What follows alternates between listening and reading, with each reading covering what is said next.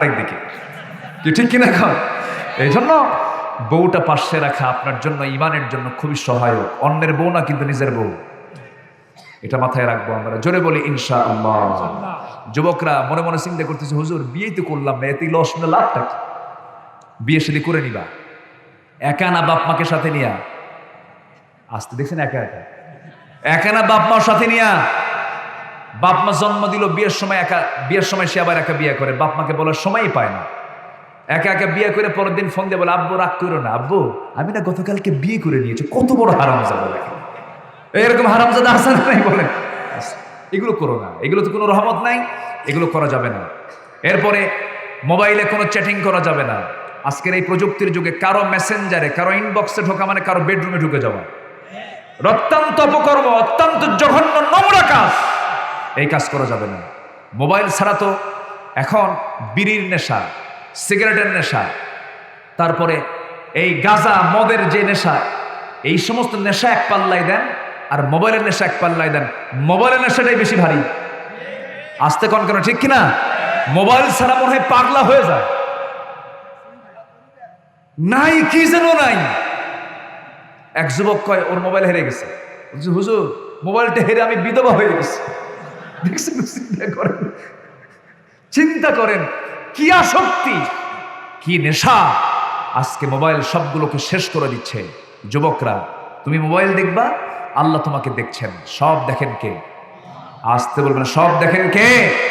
চুয়াডাঙ্গায় মাহফিল, এশার নামাজের সময় খাইতে বসছি। এক মুরব্বী আস্তে আস্তে করে হেঁটে হেঁটে এসে খুব চিন্তা নিয়ে বলতেছে, হুজুর আপনার কাছে দোয়া আছে, আমার বড় মেয়ের জন্য বিয়েটা দিয়েছে ঠাকুরগা। বললাম চুয়াডাঙ্গার মানুষ ঠাকুরগায় গেলেন কেমনে?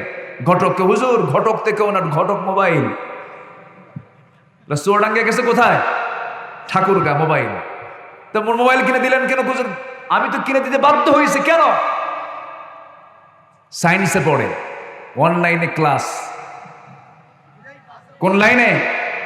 অনলাইন আসছে হলো করোনার সময়, আর অফলাইন হচ্ছে না, সব এখন অনলাইন।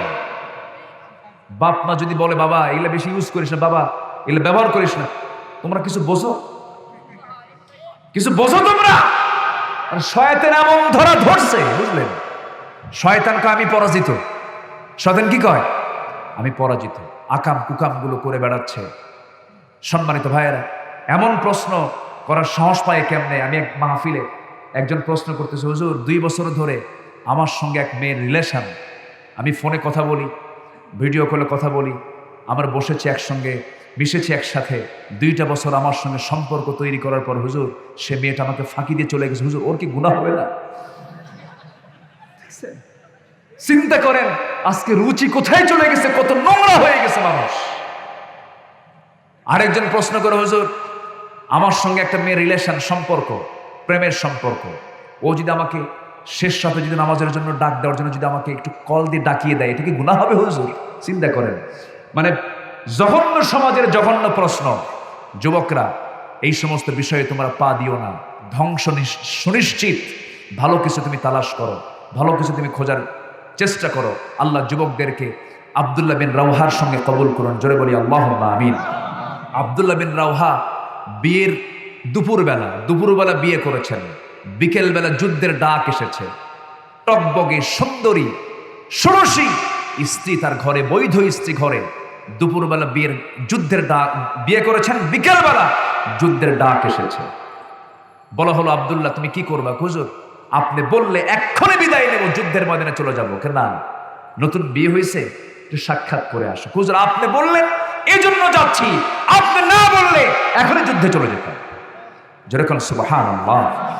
জাফর যাও তুমি পরিবারের কাছ থেকে বিদায় নিয়ে আসো। হুজুর বিদায় নেওয়ার কোনো প্রয়োজন নাই, আমি এখনই প্রশ্ন না, যাও বিদায় নিয়ে আসো। জায়েদ যাও বিদায় নিয়ে। হুজুর আমি আর কোথায় বিদায় নেব? আপনি আমার আব্বা, আর আয়েশা আমার আম্মা, আমার যাওয়ার কোনো দরকার না, আমি এখনই যুদ্ধের জন্য প্রস্তুতি নিচ্ছি। প্রস্তুতি নিলেন। জাফর বিন আবু তালিব চলে গেছেন বাড়িতে। বাড়িতে যাওয়ার পর স্ত্রী রান্না বান্না করে, ছোট্ট 2টা বাচ্চা, ফুটফুটে ছোট্ট কলিজার টুকরা সন্তান, এই বাচ্চাগুলোকে তিনি আস্তে করে কোলের মধ্যে নিলেন। কিছুদিন আগেই তিনি আবিসিনিয়া থেকে হিজরত করে আসছেন। এক হিজরত আবিসিনিয়া থেকে এসেই মদিনায় ফিরেই যুদ্ধের ডাক চলে আসছে। কলিজার টুকরা সন্তানকে কোলের মধ্যে নিয়ে স্ত্রীকে ডাক দিয়ে বলছে, স্ত্রী আজকে আমাকে একদিন না, দুদিন না, 3 দিন না, এই দুনিয়ায় চিরদিনের জন্য তুমি আমাকে বিদায় দিয়ে দাও। যেরকম সুবহানাল্লাহ। তারা চাইছেন কাকে? আসতে বলেন, তারা চাইছেন কাকে? আল্লাহকে চেয়েছেন। জাফর বিন আবু তালেব এই কথা বলার সঙ্গে সঙ্গে স্ত্রী বলছেন, আমার স্বামী আপনি আমার কাছে এমন করে কথা বলেন কেন? যুদ্ধে যাবেন, চলে যান, আমি আপনার জন্য দোয়া করে আপনি গাজী হয়ে যুদ্ধের ময়দান থেকে ফিরে আসেন। জাফর বিন আবু তালেব বলছেন, আমার স্ত্রী তুমি আমার জন্য যত উল্টা দোয়া করো কোনো কাজ হবে না, কারণ মুতার যুদ্ধের 3 জন সেনাপতি, আগে হলো যায়েদ, শেষে হলো আব্দুল্লাহ, মাঝখানে আমি জাফর, আমি নিশ্চিত আমি শহীদ হয়ে যাব, কারণ আমি আমার নাকের মধ্যে জান্নাতের ঘ্রাণ পেতেছি। সন্তান দুটার কপালে চুম্বন এঁকে দিয়া স্ত্রীকে চিরতরে বিদায় জানায় দিয়া তিনি দৌড় মেরে চলে আসতেছেন। সন্তানগুলো পিছন থেকে ছটফট করে কান্দে আর বারবার আব্বা আব্বা বলে ডাকে, একটা বারের জন্য তিনি ফিরে তাকান নাই। যুদ্ধে ঝাঁপিয়ে পড়েছেন জান্নাত পাওয়ার জন্য। জোরে করেন সুবহানাল্লাহ। ওয়াসারিউ ইলা মাগফিরাতিন মির রাব্বিকুম ওয়া জান্নাতিন আরদুহাস সামাওয়াতি ওয়াল আরদ। আব্দুল্লাহ বিন রাওহা করলেন কি? দুপুরবেলা বিয়ে করেছেন, সন্ধ্যাবেলায় তিনি বিদায় নেওয়ার জন্য বাড়িতে চলে গেছেন। যে ঘরে তার স্ত্রী, সেই ঘরের দরজার পিছন দিকের শিকলটা লাগায় দিয়া বলছেন, স্ত্রী চেষ্টা করলেও তুমি ভিতর থেকে বাইরে আসতে পারবে না, আমি শিকল লাগায় দিয়েছি, আমি ভিতরে যাব না। তুমি আমাকে একদিন না, দুদিন না, চিরদিনের মতো এই দুনিয়াতে তুমি আমাকে বিদায় দিয়ে দাও। আমি তোমার কাছ থেকে বিদায় নিয়ে যাচ্ছি, যুদ্ধের ময়দানে যাচ্ছি, তবে আল্লাহ যদি কবুল করে নেন তোমার সঙ্গে আমার দেখা হবে জান্নাতের সিঁড়িতে। জোরে করেন সুবহানাল্লাহ। স্ত্রী বলছেন, স্বামী আমার, আমি তরুণ, আমি একজন টকবকে সুন্দরী নারী, আমি আপনার কাছে আল্লাহর কসম করে বলি প্রেম নিবেদন করব না, আমি আপনাকে সময় ক্ষেপণ করব না, কোনো সহবাসে জড়াবো না, সময়টা নষ্ট করব না। কিন্তু আমি এমন একজন স্বামী গ্রহণ করলাম যাকে আমি একটুবার ভালো করে দেখতে পারলাম না, ভালো করে আমি তাকে চিনতে পারলাম না। একটাবার একটু দরজা খুলে ভিতরে আসেন, একটাবার ভালো করে দেখে নেই, যেন হাসরের ময়দানে অসংখ্য লোকের মাঝে যেন আমি আপনাকে চিনতে পারি, আপনি আমার স্বামী হন। এমন কথা শোনার সঙ্গে সঙ্গেই আব্দুল্লাহ জবাব দিচ্ছেন বাইরে থেকে, আমার স্ত্রী এমনটা স্বপ্ন তোমার যদি হয়ে থাকে, কিয়ামতের দিন হাসরের ময়দানে অসংখ্য লোকের মাঝে তোমার আমার মাঝে পরিচয় করে দেওয়ার দায়িত্ব আমার আল্লাহ নিজে নিয়ে নিবে। যুদ্ধে ঝাঁপিয়ে পড়লেন। এই 3 জনের শাহাদাত বরণ করেছেন। দেখেন দুনিয়াকে তারা কত তুচ্ছ মনে করেছেন, তাদের মূল টার্গেট ছিল জান্নাত। আমাদের মূল টার্গেট হবে কি বলেন? আসতে বলেন, মূল টার্গেটটা কি? জান্নাত। সেই জান্নাত পাওয়ার জন্য সবকিছু উৎসর্গ করবো আমরা। কার জন্য বলেন? আল্লাহর জন্য। আজান হবে, সঙ্গে সঙ্গে কোথায় যাব? মসজিদে চলে যাব। মসজিদে নামাজ হবে, বাইরে বের হব, হালাল কামাই না হারাম কামাই?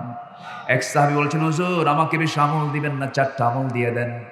কিছু আমল দিয়ে দেন, আমি জান্নাত পেতে চাই। রাসূল বলেন, তুমি কি কি করবে বলো?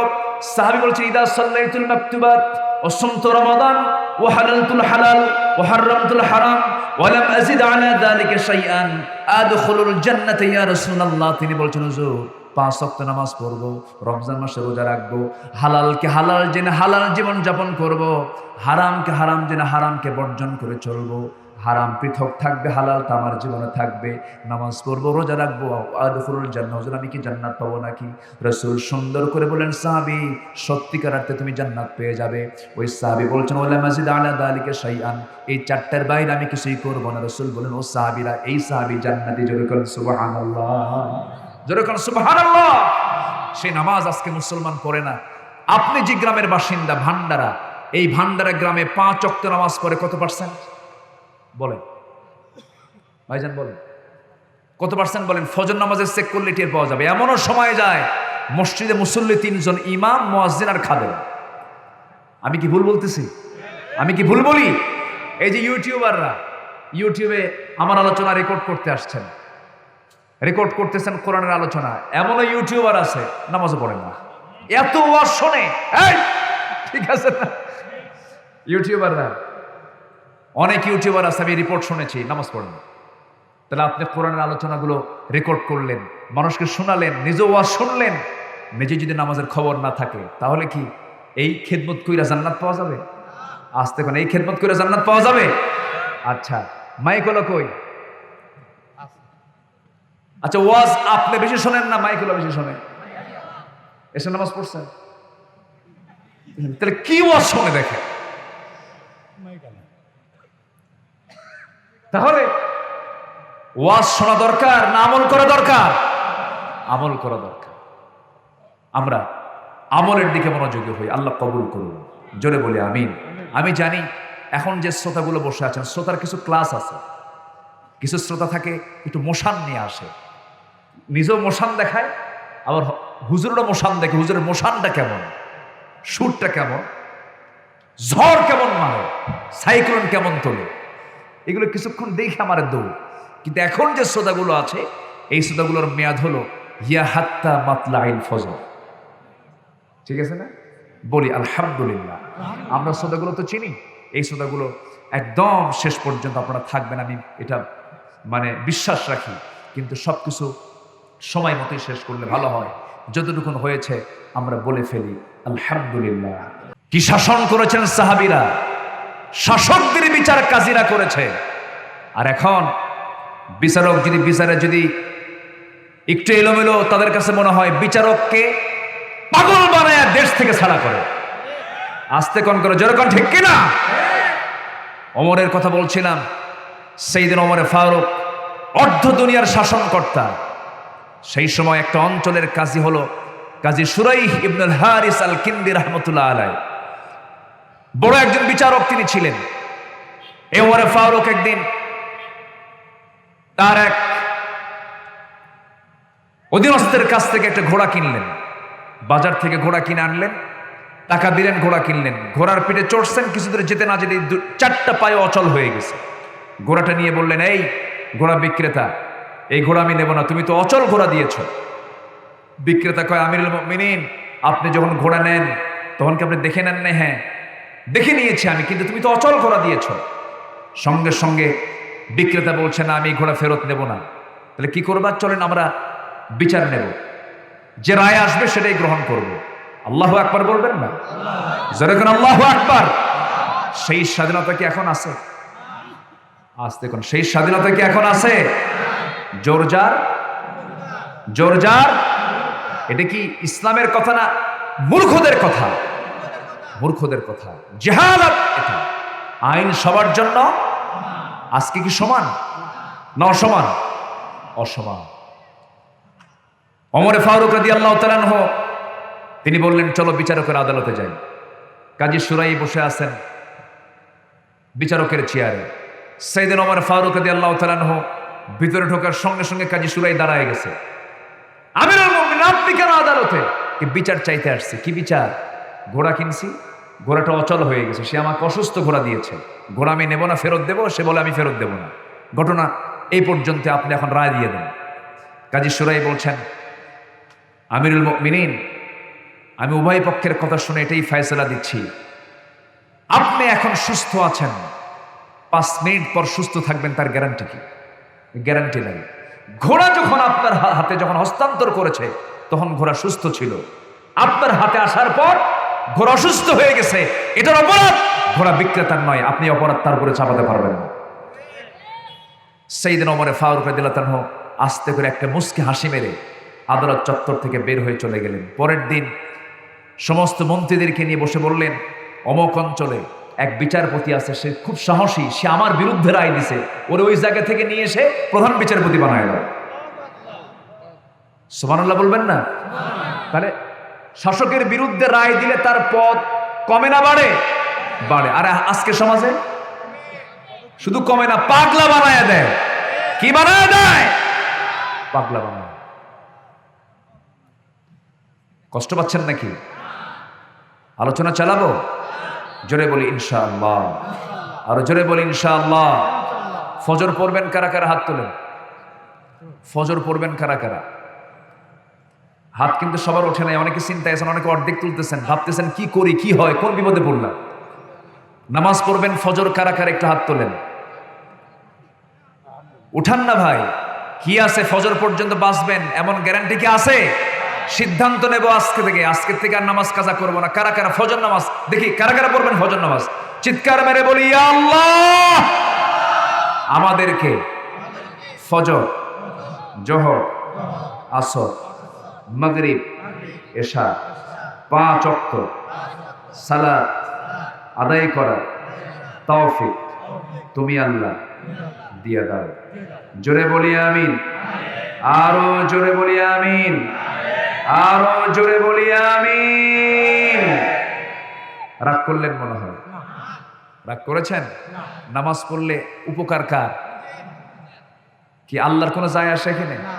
আল্লাহ খুশি হবেন এই তো, কিন্তু যা সুযোগ সুবিধা ভোগ করবে আল্লাহ না বান্দা? জান্নাত আছে না নাই? জান্নাত কোথায়? গাবতুলি, জান্নাত কোথায় আছে বলেন? আল্লাহর বাড়ির কাছে। জোরে কোন সুবহানাল্লাহ। আল্লাহর বাড়ি আছে না নাই? আল্লাহর বাড়ি কোথায়? আল্লাহর চেয়ার কোথায় বলেন? ওয়াসিআ কুরসিয়ুহুস সামাওয়াতি ওয়াল আরদ। আল্লাহ তাআলার আরশ আজিমটা হলো 7 আসমানের উপরে। আল্লাহু আকবার বলেন। সেই আসমান আছে না নাই? সে আরশ আজিম আছে না নাই?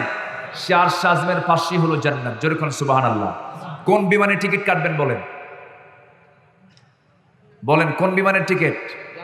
আপনি আমেরিকা যাবেন, টিকিট পাওয়া যাবে। আপনি ইংল্যান্ডে যাবেন, টিকিট পাওয়া যাবে। আপনি সৌদি যাবেন, টিকিট পাওয়া যাবে।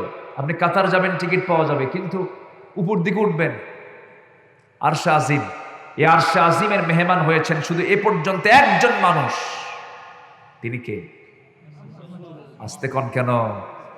মুহাম্মদ সাল্লাল্লাহু, মুহাম্মদ সাল্লাল্লাহু। আল্লাহ তাআলা তাকে কি সম্মান দিয়েছেন, কি মর্যাদা দিয়েছেন আল্লাহ তাআলা তাকে। মক্কার মানুষ যখন রাসূলকে গালি দিচ্ছে, বলতেছে পাগল, লেস কাটা, সন্তান নাই, ছেলে নাই, নির্বংশ, বাকপটু, কবি, ফকিরের ছেলে ফকির, এরকম করে যখন গালিগালাজ দিচ্ছে, আল্লাহ বলছেন আমার হাবিব কোনো সমস্যা নাই, আপনার প্রাণ প্রিয়া খাদিজাকে আমি উঠায় নিয়েছি, আপনার মন খারাপ? আপনার সবচেয়ে প্রিয় অভিভাবক আবু তালেবকে আমি উঠিয়ে নিয়েছি, আপনার মন খারাপ?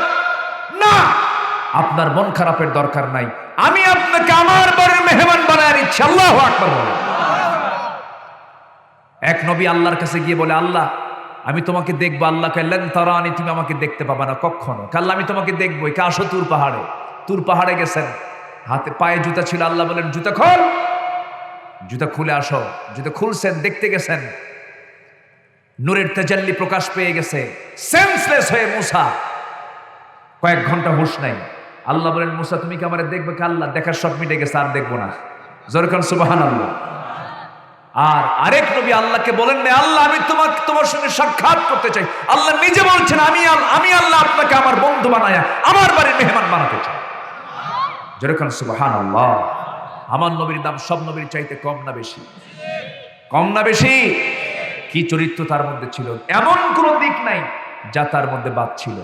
স্বামী শ্রেষ্ঠ স্বামী, বাবা শ্রেষ্ঠ বাবা, নানা শ্রেষ্ঠ নানা, এরপরে যোদ্ধা শ্রেষ্ঠ যোদ্ধা, সামাজিক ব্যক্তিত্ব শ্রেষ্ঠ সামাজিক ব্যক্তিত্ব, শ্রেষ্ঠ শাসক শ্রেষ্ঠ শাসক।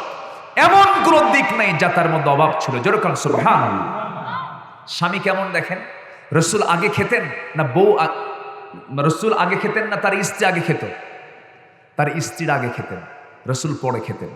রাসূল কখনো কোনো স্ত্রীকে আগে এরকম বলতেন না যে তুমি আমাকে আগে দাও এরপর তুমি খাও। আম্মা জান আয়েশা বলেন আমি নবীর কাছে খাবার নিয়ে যেতাম, যদি একটা দুধ গ্লাস ভর্তি দুধ নিয়ে যেতাম, রাসূল দুধ খেতে খুব পছন্দ করতেন। দুধ খাওয়া সুন্নাহ, আলহামদুলিল্লাহ বলেন। খাওয়ার দরকার আছে না নাই? খালি না খেয়ে থাকতেন রাসূল তা না, খাবার ছিল খেয়েছেন, খাবার নাই খান নাই। কিন্তু খাবার থাকার পরও যে খায় না ও তো আবার আরেক অপরাধ। রাসূল খাবার পান নাই খান নাই, খাবার পেয়েছেন খেয়েছেন। কারণ যুদ্ধ করার জন্য শক্তির দরকার আছে না নাই? আসতে বলবেন না, আছে না নাই? আচ্ছা, রাসূলের সাথে সামনে গ্লাস ভর্তি দুধ দেওয়া হতো। আম্মা জান আয়েশা বলেন রাসূলকে বলতাম হুজুর আপনি এটা পান করেন। রাসূল বলতেন না, তুমি আগে খাও। সুবহানাল্লাহ বলবেন না? আগে তুমি খাও এরপর আমি খাবো। এই চরিত্র যদি কোনো স্বামী তার বউয়ের সঙ্গে দেখায়, ওই বউ কখনো খারাপ হতে পারে? 14 বছর ঘর সংসার, ইলিশ মাছ স্বামী নিয়ে আসে ঠিক আছে, কিন্তু রান্না বান্না করে বউটার সামনে যখন রাখে, ইলিশ মাছের কাল্লা কে খায়? দেখছেন কয় কেন? কে খায়? খান স্বামী খায়। আমার মায়ের আজকে খুব খুশি, হুজুর ভালো করে কন, 19 বছরের সংসার কোনোদিন ইলিশের কাল্লা পাইনি। আমার রাসূল ভালো অংশটুকু স্ত্রীর জন্য বরাদ্দ করতেন। সুবহানাল্লাহ বলবেন না? শরীর থেকে সবচেয়ে বেশি রক্ত যায় কার? মায়ের রক্ত যায় না? আল্লাহু আকবার বলবেন না? কার রক্ত বেশি যায়? মায়ের রক্ত বেশি যায়। আমার নবীজি মাদেরকে দাম দিয়েছেন। রাসূল বলেছেন মার পায়ের নিচে জান্নাত। যদি কোনো স্ত্রী বলে আমার স্বামী ভালো, আল্লাহ বলবেন ওই বান্দাটা আমার ভালো। আমরা সার্টিফিকেট নিতে চাই পীরের কাছে নয়, আমরা সার্টিফিকেট নিতে চাই চেয়ারম্যানের কাছে নয়, আমরা সার্টিফিকেট নিতে চাই দুনিয়ার কোনো মেম্বারের কাছে নয়, এমপির কাছে নয়, মন্ত্রীর কাছে নয়। আমরা 1 নাম্বার সার্টিফিকেট নেব আমরা আমাদের স্ব স্ত্রীর কাছে। আসতে কন কেন? স্ত্রী জানে আমার স্বামী কত নাম্বার লুচ্চা। কি আসতে কন কেন? স্ত্রী জানে সব, স্ত্রী সব কিছু বলতে পারে। আমার নবীজি স্ত্রীর কাছ থেকে সার্টিফিকেট নিয়েছেন। সিরাতের মাসে নবীজির জন্মের মৃত্যুর মাসে একটু কথাগুলো না বললে কেমন হয়? লাকাদ কানা লাকুম ফি রাসূলিল্লাহি উসওয়াতুন হাসানাহ। আমার নবীজির সামনে 4 স্ত্রী বসে আছেন। 1 স্ত্রী পালা সহজ না, 4 স্ত্রী পালা সহজ? 1 স্ত্রী সহজ, 4 স্ত্রী কঠিন ব্যাপার। এটা কিন্তু কন্ট্রোল করা দারুণ কঠিন ব্যাপার। মেয়েরা কিন্তু সোজা হারের সৃষ্টি নয়, মেয়েরা হলো বাঁকা হারের সৃষ্টি। কি হারে বলেন? বাঁকা হারের সৃষ্টি। তারা একটু বাঁকা প্রবণ হয়, কিন্তু একটু পাম মারলে পরে আবার সোজা হয়ে যায়। আলহামদুলিল্লাহ কর। এখন ক্ষমতায় আছে পাম মারা লোক, ঠিক আছে না? যত পাম দেখেন না, সংসদে খেলে পাম মারে, খেলে পাম চল। আমার ভাইরা যত পাম মারবেন তত খুশি হয় তারা। আপনার বউ যদি কালো কুসকুসা হয়, খুব কালো, কিন্তু আপনি কখন একটা বারের জন্য আপনি কালো বলবেন না, আপনি বলবেন তুমি আমার কাছে পূর্ণিমা রাতের চাঁদের সেও সকসকা। দেখবেন সে দারুণ খুশি হয়ে যাবে। সে বলবেন না আমার স্বামীর রুচি আছে।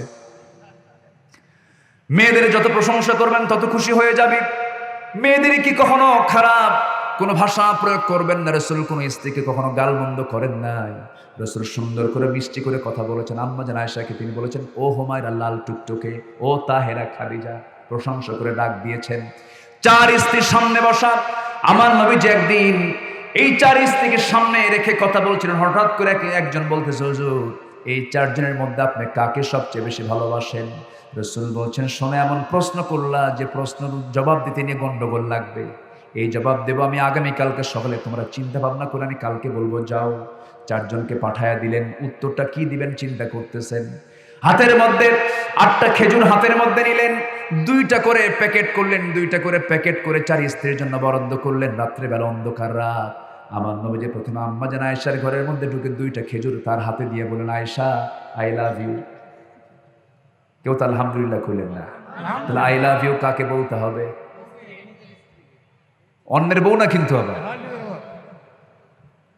আমার নবীজি বলেন আহিব্বু, ইসলাম আমি তোমাকে দারুণ ভালোবাসি। আয়েশা আমি তোমাকে দারুণ ভালোবাসি। ভালোবাসার প্রমাণ দেখিয়ে গেলাম, আমি তোমাকে 2টা খেজুর দিয়ে গেলাম।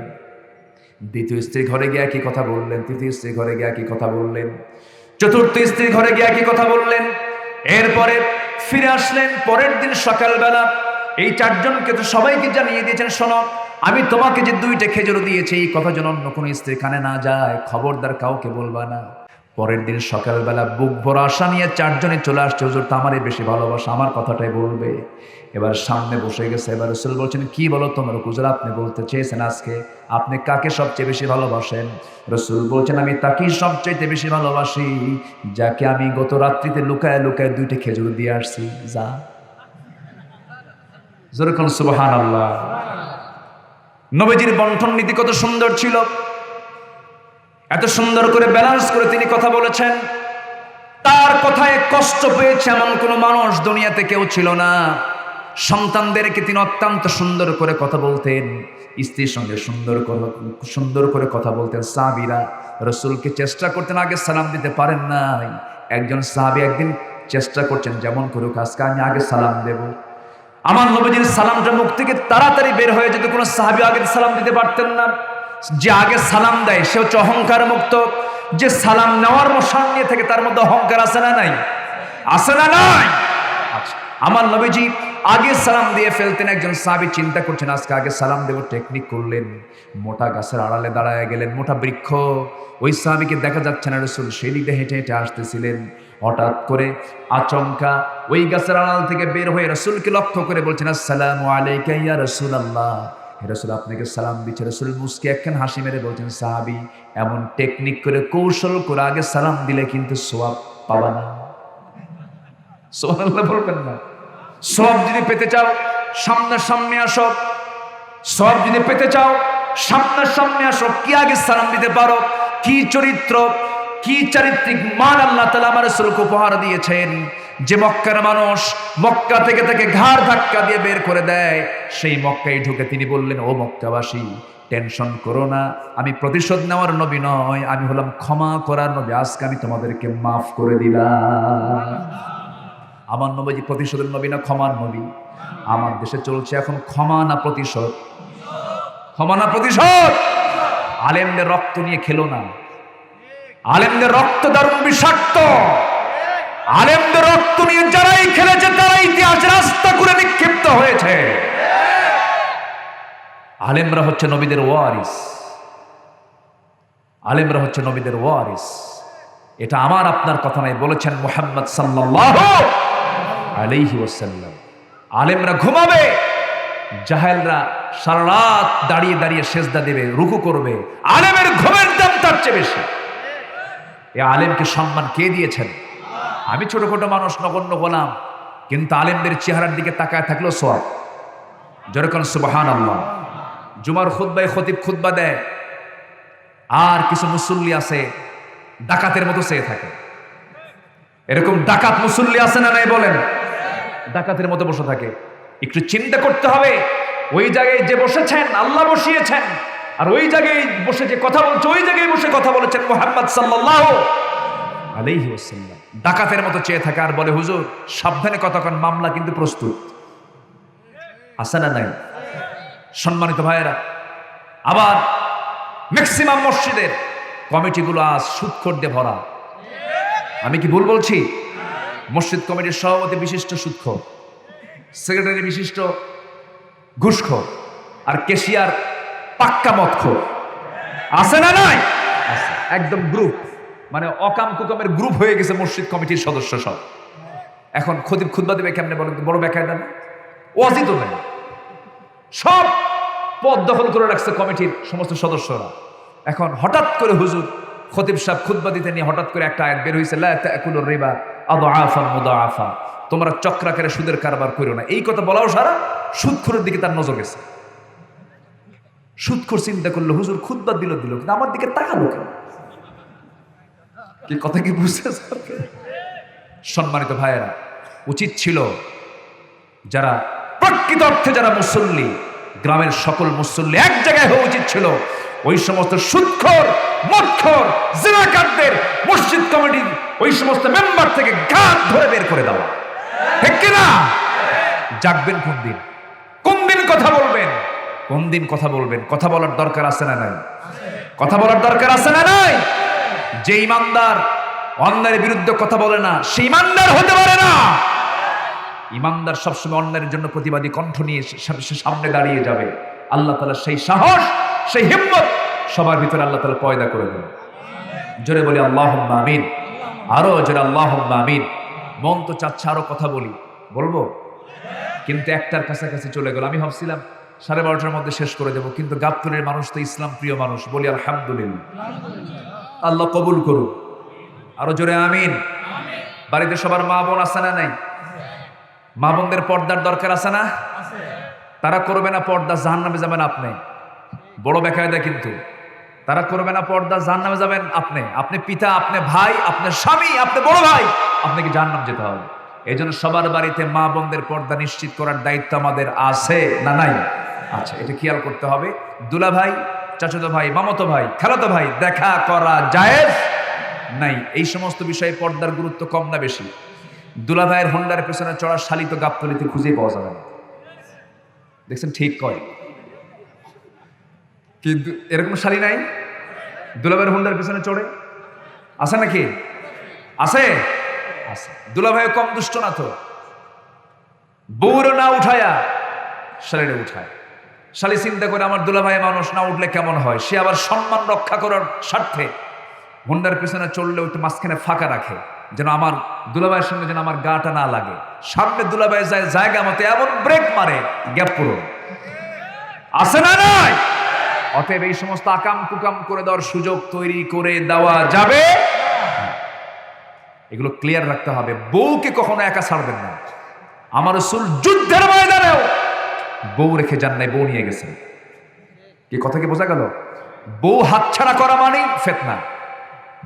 মামা শ্বশুরের বাড়িতে একা পাঠাবেন না, গ্যারান্টি নেই, ফিতনা তো। আসতে কয়, ঠিক কিনা বলেন? এই প্যাঁচ লাগে না? প্যাঁচ লাগে না? লাগে কিনা প্যাঁচ? এই জন্য বউ কখনো হাতছাড়া করার জিনিস নয়। আপনি যেখানে, বউ সেখানে। বউ হচ্ছে ইমানের পাহারাদার। আপনি বউকে নিয়ে রাস্তায় চলবেন, আপনি কিন্তু কোনো মহিলার দিকে তাকাতে পারবেন না, অসম্ভব ব্যাপার। যদি আপনি একবার নজর দেন অন্য কোনো নারীর দিকে, আর যদি বউ একটাবার যদি দেখে আপনি নজর দিয়ে রাখছেন 29 সেকেন্ড অমুকের দিকে, খবর আছে। ওই সময় কিছু কবে না, রাস্তায় কিছু বলবে না। সন্ধ্যার পর যখন বলবেন সুইটি একদিকে, কি ঠিক কিনা? এই জন্য বউটা পাশে রাখা আপনার জন্য, ইমানের জন্য খুবই সহায়ক। অন্যের বউ না, কিন্তু নিজের বউ। এটা মাথায় রাখবো আমরা। জোরে বলি ইনশাআল্লাহ। যুবকরা মনে মনে চিন্তা করতেছে, হুজুর বিয়ে তো করলাম না, এতে লস না লাভটা কি? বিয়ে শাদী করে নিবা একা না বাপ মাকে সাথে নিয়া? আসতে দেখছেন একা একা, একা না বাপ মার সাথে নিয়া? বাপ মা জন্ম দিল, বিয়ের সময় একা, বিয়ের সময় সে আবার একা বিয়ে করে, বাপ মাকে বলার সময়ই পায় না। একা একা বিয়ে করে পরের দিন ফোন দিয়ে বলে, আব্বু রাগ করো না, আব্বু আমি না গতকালকে বিয়ে করে নিয়েছি। কত বড় হারামজাদা দেখেন, এরকম হারামজাদা আছে না নাই বলে? এগুলো করো না, এগুলো তো কোনো রহমত নাই, এগুলো করা যাবে না। এরপরে মোবাইলে কোনো চ্যাটিং করা যাবে না। আজকের এই প্রযুক্তির যুগে কারো মেসেঞ্জারে, কারো ইনবক্সে ঢোকা মানে কারো বেডরুমে ঢুকে যাওয়া অত্যন্ত অপকর্ম, অত্যন্ত জঘন্য নোংরা কাজ। এই কাজ করা যাবে না।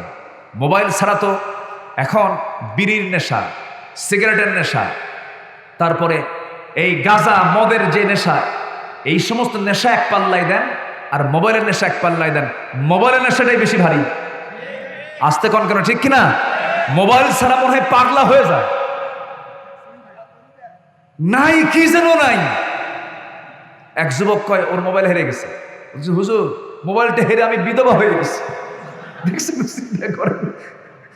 চিন্তা করেন কি আসক্তি, কি নেশা। আজকে মোবাইল সবগুলোকে শেষ করে দিচ্ছে। যুবকরা, তুমি মোবাইল দেখবা, আল্লাহ তোমাকে দেখছেন। সব দেখেন কে? আসতে বলবেন, সব দেখেন কে? চুয়াডাঙ্গায় মাহফিল, এশার নামাজের সময় খাইতে বসছি। এক মুরব্বী আস্তে আস্তে করে হেঁটে হেঁটে এসে খুব চিন্তা নিয়ে বলতেছে, হুজুর আপনার কাছে দোয়া আছে, আমার বড় মেয়ের জন্য বিয়েটা দিয়েছে ঠাকুরগা। বললাম চুয়াডাঙ্গার মানুষ ঠাকুরগায় গেলেন কেমনে? ঘটককে। হুজুর ঘটক থেকেও না, ঘটক মোবাইল। চুয়াডাঙ্গায় গেছে কোথায়? ঠাকুরগা, মোবাইল। তো মোবাইল কিনে দিলেন কেন? হুজুর আমি তো কিনে দিতে বাধ্য হয়েছে। কেন? সায়েন্সে পড়ে, অনলাইনে ক্লাস। কোন লাইনে? অনলাইন আসছে হলো করোনার সময়, আর অফলাইন হচ্ছে না, সব এখন অনলাইন। বাপ মা যদি বলে বাবা এগুলা বেশি ইউজ করিস না, বাবা এগুলা ব্যবহার করিস না, তোমরা কিছু বোঝো? কিছু বোঝো তোমরা? শয়তান এমন ধরা ধরছে, বুঝলেন? শয়তানকে আমি পরাজিত। শয়তান কি কয়? আমি পরাজিত। আকাম কুকাম গুলো করে বেড়াচ্ছে। সম্মানিত ভাইয়েরা, এমন প্রশ্ন করার সাহস পায় কেমনে? আমি এক মাহফিলে একজন প্রশ্ন করতেছে, হুজুর 2 বছর ধরে আমার সঙ্গে এক মেয়ের রিলেশন, আমি ফোনে কথা বলি, ভিডিও কলে কথা বলি, আমরা বসেছি একসঙ্গে, মিশেছি একসাথে, 2টা বছর আমার সঙ্গে সম্পর্ক তৈরি করার পর হুজুর সে মেয়েটা আমাকে ফাঁকি দিয়ে চলে গেছে। হুজুর ওর কি গুনাহ হবে না? চিন্তা করেন আজকে রুচি কোথায় চলে গেছে, কত নোংরা হয়ে গেছে মানুষ। আরেকজন প্রশ্ন করে, হুজুর আমার সঙ্গে একটা মেয়ের রিলেশন, সম্পর্ক, প্রেমের সম্পর্ক, ও যদি আমাকে শেষ সাথে যদি নামাজের জন্য ডাক দেওয়ার জন্য যদি আমাকে একটু কল দিয়ে ডাকিয়ে দেয়, এটা কি গুনাহ হবে হুজুর? চিন্তা করেন, মানে জঘন্য সমাজের জঘন্য প্রশ্ন। যুবকরা, এই সমস্ত বিষয়ে তোমরা পা দিও না, ধ্বংস সুনিশ্চিত। ভালো কিছু তুমি তালাশ করো, ভালো কিছু তুমি খোঁজার চেষ্টা করো। আল্লাহ যুবকদেরকে আব্দুল্লাহ বিন রাওহার সঙ্গে কবুল করুন। জোরে বলি আল্লাহুম্মা আমিন। আব্দুল্লাহ বিন রাওহা বিয়ের দুপুরবেলা বিয়ে করেছেন। বিকেলবেলা যুদ্ধের ডাক এসেছে। টকবগে সুন্দরী ষোড়শী স্ত্রী তার ঘরে, বৈধ স্ত্রী ঘরে দুপুরবেলা যুদ্ধের ডাক, বিয়ে করেছেন, বিকেলবেলা যুদ্ধের ডাক এসেছে। বলা হলো, আব্দুল্লাহ তুমি কি করবা? হুজুর আপনি বললে এক্ষুনি বিদায় নেব, যুদ্ধের ময়দানে চলে যাবো। না, নতুন বিয়ে হয়েছে, একটু সাক্ষাৎ করে আসো। হুজুর আপনি বললেন এই জন্য যাচ্ছি, আপনি না বললে এখনই যুদ্ধে চলে যেতাম। যেরকম সুবহানাল্লাহ। জাফর যাও তুমি পরিবারের কাছ থেকে বিদায় নিয়ে আসো। হুজুর বিদায় নেওয়ার কোনো প্রয়োজন নাই, আমি এখনই প্রশ্ন না, যাও বিদায় নিয়ে আসো। জায়েদ যাও বিদায় নিয়ে। হুজুর আমি আর কোথায় বিদায় নেব? আপনি আমার আম্মা আব্বা, আর আয়েশা আমার আম্মা, আমার যাওয়ার কোনো দরকার না, আমি এখনই যুদ্ধের জন্য প্রস্তুতি নিচ্ছি। প্রস্তুতি নিলেন। জাফর বিন আবু তালিব চলে গেছেন বাড়িতে। বাড়িতে যাওয়ার পর স্ত্রী রান্না বান্না করে, ছোট্ট দুইটা বাচ্চা, ফুটফুটে ছোট্ট কলিজার টুকরা সন্তান, এই বাচ্চাগুলোকে তিনি আস্তে করে কোলের মধ্যে নিলেন। কিছুদিন আগেই তিনি আবিসিনিয়া থেকে হিজরত করে আসছেন। এক হিজরত আবিসিনিয়া থেকে এসেই ফিরেই মদিনায় ফিরেই যুদ্ধের ডাক চলে আসছে। কলিজার টুকরা সন্তানকে কোলের মধ্যে নিয়ে স্ত্রীকে ডাক দিয়ে বলছে, স্ত্রী আজকে আমাকে একদিন না, দুদিন না, 3 দিন না, এই দুনিয়ায় চিরদিনের জন্য তুমি আমাকে বিদায় দিয়ে দাও। যেরকম সুবহানাল্লাহ। তারা চাইছেন কাকে? আসতে বলেন, তারা চাইছেন কাকে? আল্লাহকে চেয়েছেন। জাফর বিন আবু তালিব এই কথা বলার সঙ্গে সঙ্গে স্ত্রী বলছেন, আমার স্বামী আপনি আমার কাছে এমন করে কথা বলেন কেন? যুদ্ধে যাবেন, চলে যান, আমি আপনার জন্য দোয়া করে আপনি গাজী হয়ে যুদ্ধের ময়দান থেকে ফিরে আসেন। জাফর বিন আবু তালিব বলছেন, আমার স্ত্রী তুমি আমার জন্য যত উল্টা দোয়া করো কোনো কাজ হবে না, কারণ মুতার যুদ্ধের 3 জন সেনাপতি, আগে হলো জায়েদ, শেষে হলো আব্দুল্লাহ, মাঝখানে আমি জাফর, আমি নিশ্চিত আমি শহীদ হয়ে যাব, কারণ আমি আমার নাকের মধ্যে জান্নাতের ঘ্রাণ পেতেছি। সন্তান দুটার কপালে চুম্বন এঁকে দিয়া স্ত্রীকে চিরতরে বিদায় জানায়া দিয়া তিনি দৌড় মেরে চলে আসতেছেন। সন্তানগুলো পিছন থেকে ছটফট করে কান্দে আর বারবার আব্বা আব্বা বলে ডাকে, একটা বারের জন্য তিনি ফিরে তাকান নাই। যুদ্ধে ঝাঁপিয়ে পড়েছেন জান্নাত পাওয়ার জন্য। জোরে করেন সুবহানাল্লাহ। ওয়াসারিউ ইলা মাগফিরাতিন মির রাব্বিকুম ওয়া জান্নাতিন আরদুহাস সামাওয়াতি ওয়াল আরদ। আব্দুল্লাহ বিন রাওহা করলেন কি? দুপুরবেলা বিয়ে করেছেন, সন্ধ্যাবেলায় তিনি বিদায় নেওয়ার জন্য বাড়িতে চলে গেছেন। যে ঘরে তার স্ত্রী, সেই ঘরের দরজার পিছন দিকের শিকলটা লাগায় দিয়া বলছেন, স্ত্রী চেষ্টা করলেও তুমি ভিতর থেকে বাইরে আসতে পারবে না, আমি শিকল লাগায় দিয়েছি, আমি ভিতরে যাব না। তুমি আমাকে একদিন না, দুদিন না, চিরদিনের মতো এই দুনিয়াতে তুমি আমাকে বিদায় দিয়ে দাও। আমি তোমার কাছ থেকে বিদায় নিয়ে যাচ্ছি, যুদ্ধের ময়দানে যাচ্ছি, তবে আল্লাহ যদি কবুল করে নেন তোমার সঙ্গে আমার দেখা হবে জান্নাতের সিঁড়িতে। জোরে করেন সুবহানাল্লাহ। স্ত্রী বলছেন, স্বামী আমার, আমি তরুণ, আমি একজন টকবকে সুন্দরী নারী, আমি আপনার কাছে আল্লাহর কসম করে বলি প্রেম নিবেদন করব না, আমি আপনাকে সময় ক্ষেপণ করব না, কোনো সহবাসে জড়াবো না, সময়টা নষ্ট করব না। কিন্তু আমি এমন একজন স্বামী গ্রহণ করলাম যাকে আমি একটুবার ভালো করে দেখতে পারলাম না, ভালো করে আমি তাকে চিনতে পারলাম না। একটাবার একটু দরজা খুলে ভিতরে আসেন, একটাবার ভালো করে দেখে নেই, যেন হাসরের ময়দানে অসংখ্য লোকের মাঝে যেন আমি আপনাকে চিনতে পারি, আপনি আমার স্বামী হন। এমন কথা শোনার সঙ্গে সঙ্গেই আব্দুল্লাহ জবাব দিচ্ছেন বাইরে থেকে, আমার স্ত্রী এমনটা স্বপ্ন তোমার যদি হয়ে থাকে, কিয়ামতের দিন হাসরের ময়দানে অসংখ্য লোকের মাঝে তোমার আমার মাঝে পরিচয় করে দেওয়ার দায়িত্ব আমার আল্লাহ নিজে নিয়ে নিবে। যুদ্ধে ঝাঁপিয়ে পড়লেন। এই 3 জনের শাহাদত বরণ করেছেন। দেখেন দুনিয়াকে তারা কত তুচ্ছ মনে করেছেন, তাদের মূল টার্গেট ছিল জান্নাত। আমাদের মূল টার্গেট হবে কি বলেন? আসতে বলেন, মূল টার্গেটটা কি? জান্নাত। সেই জান্নাত পাওয়ার জন্য সবকিছু উৎসর্গ করবো আমরা। কার জন্য বলেন? আল্লাহর জন্য। আজান হবে, সঙ্গে সঙ্গে কোথায় যাব? মসজিদে চলে যাব। মসজিদে নামাজ হবে, বাইরে বের হব। হালাল কামাই না হারাম কামাই? এক সাহাবী বলছেন, হুজুর আমাকে বেশি আমল দিবেন না, 4টা আমল দিয়ে দেন। কিছু আমল দিয়ে দেন, আমি জান্নাত পেতে চাই। রাসূল বলেন, তুমি কি কি করবে বলো? সাহাবী বলছেন, ইদা সাল্লাইতুল মাকতুবাত ওয়া সুমতু রমাদান ওয়া হালালতুল হালাল ওয়া হারামতুল হারাম ওয়া লাম আযিদ আলা যালিকা শাইআন আদখুলুল জান্নাতা ইয়া রাসূলুল্লাহ। তিনি বলছেন, হুজুর 5 ওয়াক্ত নামাজ পড়বো, রমজান মাসে রোজা রাখবো, হালালকে হালাল জেনে হালাল জীবন যাপন করব, হারামকে হারাম জেনে হারামকে বর্জন করে চলবো, হারাম পৃথক থাকবে, হালালটা আমার জীবনে থাকবে, নামাজ পড়বো, রোজা রাখবো, আদখুলুল জান্নাহ, হুজুর আমি কি জান্নাত পাবো নাকি? রাসূল সুন্দর করে বলেন, সাহাবী সত্যিকার অর্থে তুমি জান্নাত পেয়ে যাবে। ওই সাহাবী বলছেন, ওয়ালা মাজিদ আলা যালিকা শাইআন, এই চারটার বাইরে আমি কিছুই করব না। রাসূল বলেন, ও সাহাবীরা, এই সাহাবী জান্নাতি। জোরে বলেন সুবহানাল্লাহ, জোরে বলেন সুবহানাল্লাহ। সেই নামাজ আজকে মুসলমান পড়ে না।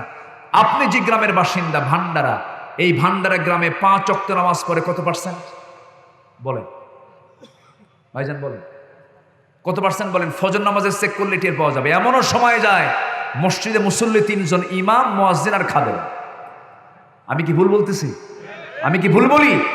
এই যে ইউটিউবাররা ইউটিউবে আমার আলোচনা রেকর্ড করতে আসছেন, রেকর্ড করতেছেন কোরআনের আলোচনা, এমনও ইউটিউবার আছে নামাজও পড়ে না, এত ওয়াজ শোনে। এই ঠিক আছে না? ইউটিউবাররা, অনেক ইউটিউবার আছে, আমি রিপোর্ট শুনেছি, নামাজ পড়েন না। তাহলে আপনি কোরআনের আলোচনাগুলো রেকর্ড করলেন, মানুষকে শোনালেন, নিজে ওয়াজ শুনলেন, নিজে যদি নামাজের খবর না থাকে, তাহলে কি এই খেদমত কইরা জান্নাত পাওয়া যাবে? আসতে কোন এই খেদমত কইরা জান্নাত পাওয়া যাবে? আচ্ছা, মাইক হলো কই? আচ্ছা, ওয়াজ আপনি বেশি শোনেন না মাইক হলো বেশি শোনেন? এসে নামাজ পড়ছেন, তাহলে কি ওয়াজ শোনে দেখে? তাহলে ওয়াজ শোনা দরকার না আমল করা দরকার? আমল করা দরকার।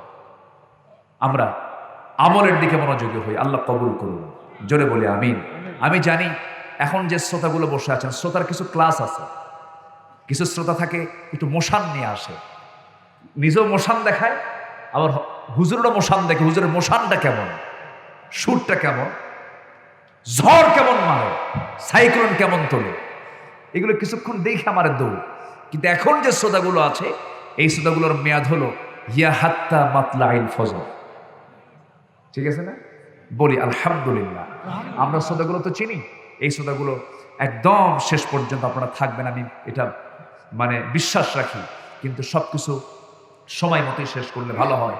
যতটুকুন হয়েছে আমরা বলে ফেলি আলহামদুলিল্লাহ, আর জোরে বলি আলহামদুলিল্লাহ। কষ্ট পেলেন? কষ্ট পেলেন? আল্লাহ তুমি ভান্ডারার প্রত্যেক ঘরকে তোমার বরকতের ভান্ডার দিয়ে ভরপুর করে দাও। এই নামটা পাইছেন কোথায় আপনারা? এই গ্রামের নামটা এত সুন্দর, গ্রামের নাম ভান্ডার। শুধু সামনে আগে লাগানো দরকার আল্লাহর ভান্ডার, তাই না? আল্লাহ ভান্ডার মূলত কার? আল্লাহ। আল্লাহর ভান্ডার দিয়ে আল্লাহ এই ভান্ডারকে তুমি আল্লাহ বরকতে ধন্য করো। জোরে বলি আল্লাহুম্মা আমিন। জি, সম্মানিত ভাইয়েরা, আমি খুবই খুশি, আমি খুবই আনন্দিত। আপনারা মাহফিলের শেষ পর্যন্ত থেকে মাহফিলকে অলঙ্কৃত করেছেন, মাহফিলের মান সম্মানকে রক্ষা করেছেন, কোরআনের আলোকে আলোকিত করেছেন, কোরআনের সৌন্দর্যকে প্রকাশ করে দিয়েছেন, এটাকে বুলান্দ করেছেন। আল্লাহ আপনাকে পুরস্কৃত করুন, আমাকে পুরস্কৃত করুন। জোরে বলি আল্লাহুম্মা আমিন। ফজর নামাজ হবে তো? ফজর বাদ যাবে না তো? আল্লাহ কবুল করুন। জোরে বলি আমিন। এই আশাবাদ কামনা করছি। এখন সোজা আমরা দোয়ার দিকে যাব। আমরা চাইবো কার কাছে? আমরা চাইবো কার কাছে?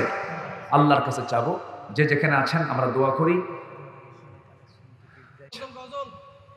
সে কোন বন্ধু বলো বেশি বিশ্বস্ত? বলবো? আমি তো ওয়াজের মধ্যে কোনো গজল বলি নাই, অনেকেই বলেছেন, কিন্তু আমি বলতে পারিনি। ভাবলাম সময় কম, এদিকে সেদিকে না গিয়ে আমি মূল আলোচনাটা করি। সে কোন বন্ধু বলো বড় বিশ্বস্ত, কার কাছে মন খুলে দেয়া যায়, কার কাছে সব কথা বলা যায়, হওয়া যায় বেশি আশ্বস্ত। তার নাম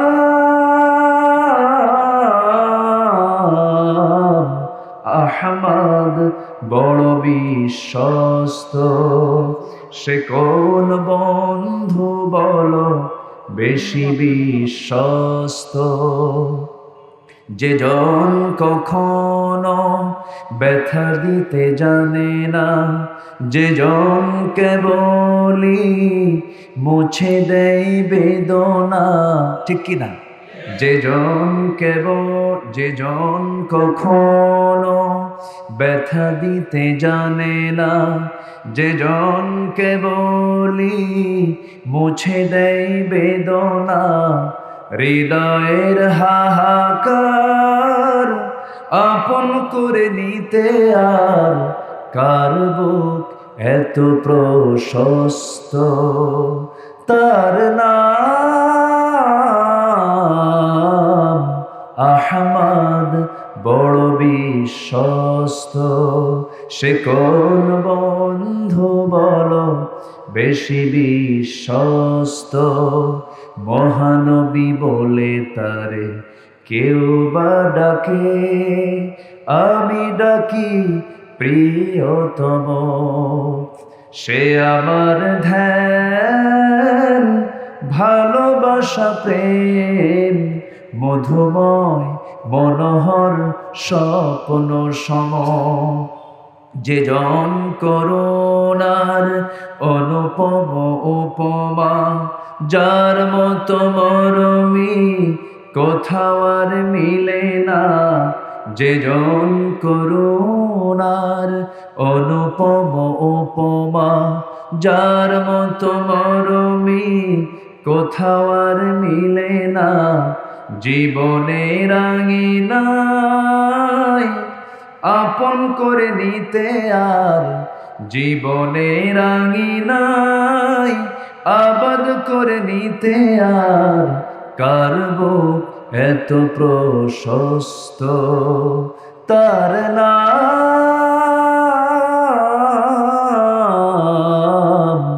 আহমদ বড় বিশ্বস্ত, আহমদ বড় বিশ্বস্ত, আহমদ বড় বিশ্বস্ত। জি, আমরা এখন দোয়ার দিকে যাব। আমরা চাইবো কার কাছে? আল্লাহর কাছে। আচ্ছা, জহরুল ইসলাম ভাই না এটা? সৌদি প্রবাসী হাতিবান্ধা। হাতিবান্ধা কোথায় এখানে? হাতিবান্ধা রাখে কোথায়? আচ্ছা, 20,000 টাকা তিনি দান করেছেন না? 20,000 টাকা তিনি একা দিয়েছেন, বলি আলহামদুলিল্লাহ। আমাদের এমপি মহোদয় তিনি কিছু দান করেছেন, আল্লাহ তুমি তার দানকে কবুল করো, দোয়া চেয়েছেন। আমাদের চেয়ারম্যান মহোদয়, সাবেক চেয়ারম্যান না আপনি? জি, সাবেক। আচ্ছা আচ্ছা, আল্লাহ তুমি আব্দুল হান্নান ভাইয়ের নেক মাকসুদকে তুমি আল্লাহ কবুল করো, জোরে বলি আল্লাহুম্মা আমিন। তো আমরা নামাজের মতো করে বসি, আমরা চাইবো কার কাছে? আল্লাহর কাছে। তো শেষ সময় আমি সবার কাছে একটু আরজ জানাবো, এই যুব সমাজ তারা যে একটা এই সুন্দর সমিতি করেছে, এদিকে আপনারা খুশি না বেজার? এই মাহফিল প্রত্যেক বছর হোক, সবাই চান তো ইনশাআল্লাহ? খুশি হয়ে এই যুব কমিটিকে আপনারা কিছু দান করেছেন তো নাকি? দান করছেন সবাই? আলহামদুলিল্লাহ। চাদর কি দিয়েছিলেন? আর মনে হয় না বললি। জি, আমরা কষ্ট না দিই, তারা তো মেহমান, কষ্ট করে আসছেন, একবার চাদর দেওয়া হয়েছে। যা দিয়েছেন, যারা দেন নাই তারা পার্সোনালি মনোযোগের পর যদি দিয়ে যেতে চান, এখানে আপনারা দিতে পারবেন ইনশাআল্লাহ। ক্যামেরাম্যান, আমরা দোয়াটা করে নিই, তাছাড়া একটা আওয়াজ হয়। মোনাজাত দোয়াটা একটা মাহফিলের একটা গুরুত্বপূর্ণ অংশ, এই অংশে যেন কারো ব্যাঘাত না হয়, এই বিষয়টা একটু খেয়াল করতে হবে। এদের জন্য দোয়া করবেন, তারা খুব কষ্ট করে।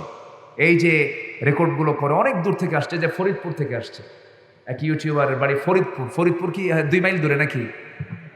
বহু দূর থেকে এই তারা অনেক কষ্ট করে আমার আলোচনাগুলো রেকর্ড করার জন্য আসছে। আমার তো আলোচনা না, কোরআনের আলোচনা শোনার জন্য, রেকর্ড করার জন্য আসছে। জি জি, একজন ভাইয়ের জন্য দোয়া আছে, কিছু টাকা দান করেছেন, আল্লাহ তুমি তার দানকে কবুল করো, জোরে বলি আল্লাহুম্মা আমিন। জি, ঠিক আছে, আমরা এখন অনেক রাত হয়েছে, 1:15 মতো বাজে, আমরা ধীরে ধীরে বিদায় নেব ইনশাআল্লাহ। আল্লাহুম্মা আমিন। আল্লাহুম্মা আমিন।